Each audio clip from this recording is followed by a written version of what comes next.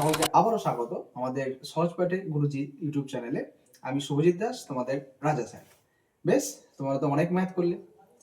সামনে দুদিনের মাথায় নবোদয়ের পরীক্ষা আসছে, দুদিন আর কোথায়, একদিনের মাথাতে। তো সেক্ষেত্রে ম্যাথ করে বলে তোমরা টায়ার্ড হয়ে গেছো।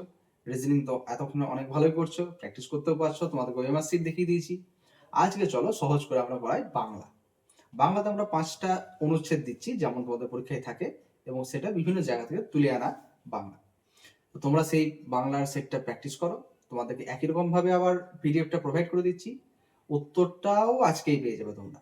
ঠিক আছে, যেহেতু আর সময় নেই, আগামীকাল পেরোলেই পরীক্ষা, তো সেই জন্য সেগুলো কিন্তু তোমরা প্র্যাকটিস করো। ঠিক আছে, বেশ, প্র্যাকটিস করে আমাকে জানাও উত্তরগুলো।